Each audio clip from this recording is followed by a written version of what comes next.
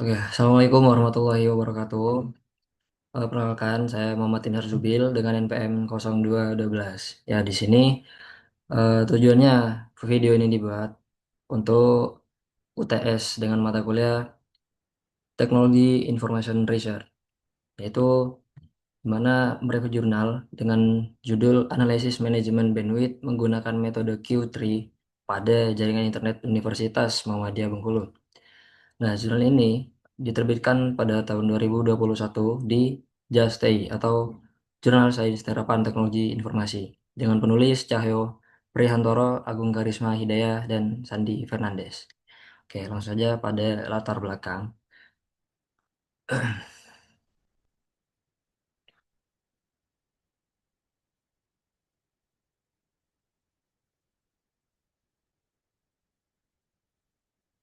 Ya, latar belakang jurnal ini yaitu internet merupakan kebutuhan utama dalam aktivitas pendidikan, bisnis, dan pemerintahan, terutama di lingkungan kampus. Namun, di Universitas Muhammadiyah Bengkulu, sering terjadi keluhan koneksi lambat saat pengguna ramai. Nah, hal ini disebabkan oleh eh, pembagian bandwidth yang kurang merata atau bisa dikatakan manajemen jaringan yang kurang baik. Nah, sebelumnya kampus ini menggunakan metode simple queue, namun hasilnya kurang optimal. Nah, jadi penelitian ini dilakukan untuk menerapkan metode Q3 agar pembagian bandwidth lebih stabil, adil, dan efisien bagi setiap pengguna. Oke, next.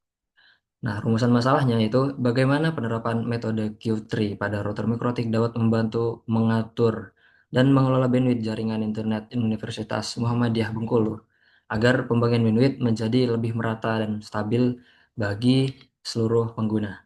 Oke, next. Pada tujuan penelitian yaitu menerapkan metode ini yaitu metode Q3. Setelah tujuannya yaitu membantu admin agar memantau dan mengontrol penggunaan bandwidth setiap pengguna. Oke, next ke batasan masalah. Nah, pada batasan masalah ini eh, penelitian hanya melakukan penelitian di dalam area kampus atau bisa dikatakan jaringan internal yaitu Universitas Muhammadiyah Bengkulu dan menggunakan router mikrotik serta tidak membahas faktor eksternal seperti performa ISP, hardware jaringan atau perbandingan metode yang lain. Oke, next ke metode penelitian. Nah, penelitian ini menggunakan observasi langsung dan studi pustaka atau bisa dikatakan field research, yaitu observasi langsung pada jaringan kampus dan library research. Studi literatur dari referensi dan jurnal terkait manajemen bandwidth. Nah, tahapan penelitiannya itu perancangan topologi jaringan menggunakan dengan mikrotik sebagai bridge antara server dan klien. Kedua, konfigurasi Q3 menggunakan fitur Mangle atau merge connection dan mark paket. Nah, fitur Mingle ini menandai koneksi dan paket data. Kemudian yang ketiga, simulasi dan uji coba dengan VirtualBox terlebih dahulu sebelum diterapkan ke jaringan nyata. Yang keempat, implementasi dan pengujian langsung di jaringan UM Bengkulu. Ya, next ke data set atau data penelitian. Nah, total unit pada kampus yaitu 100 Mbps dan dengan 200 pengguna.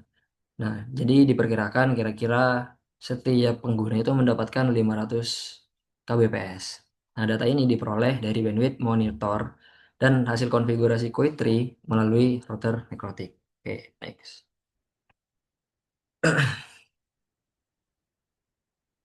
Nah, skenario dan hasil. Jadi, penelitian ini berfokus pada penerapan langsung metode Q3 menggunakan router mikrotik. Langkah konfigurasi utamanya yaitu peneliti membuat address list untuk mendata IP client. Yang kedua, menambahkan Mangler rules untuk menandai koneksi atau mark connection dan mark paket. Yang ketiga, membuat Q3 rules untuk membagi bandwidth upload dan download. Ya, jadi hasilnya admin dapat memantau penggunaan bandwidth secara real time. Nah, jadi nantinya akan ada muncul seperti notifikasi seperti eh, warna hijau untuk menunjukkan penggunaan normal, kuning mendekati batas, dan merah sudah mencapai batas. Ya, jadi konfigurasi ini dilakukan di VirtualBox terlebih dahulu untuk simulasi sebelum diterapkan ke jaringan kampus sebenarnya. Oke, next ke simulasi. Nah, jadi kesimpulannya, metode Q3 ini dapat mengatur pembagian bandwidth dengan lebih adil dan efisien ketimbang yang sebelumnya, yaitu metode Simple Queue. Sehingga koneksi internet setiap klien menjadi lebih stabil meskipun konfigurasinya lebih kompleks dibanding Simple Queue. Hasilnya jauh lebih optimal untuk jaringan besar seperti di kampus. Oke, next ke saran. Itu sarannya, jadi sebaiknya dibuat lebih interaktif dan real time, serta menggunakan mingle berbasis MAC address supaya manajemen tetap berlaku manajemen tetap berlaku meskipun pengguna mengganti IP, serta pembatasan bandwidth dapat diperluas ke kategori situs atau file tertentu untuk menghemat bandwidth selama jam kerja kampus. Oke, mungkin sampai sini saja video UTS mata kuliah Teknologi Information Research. Kurang lebihnya mohon maaf. Wassalamualaikum warahmatullahi wabarakatuh.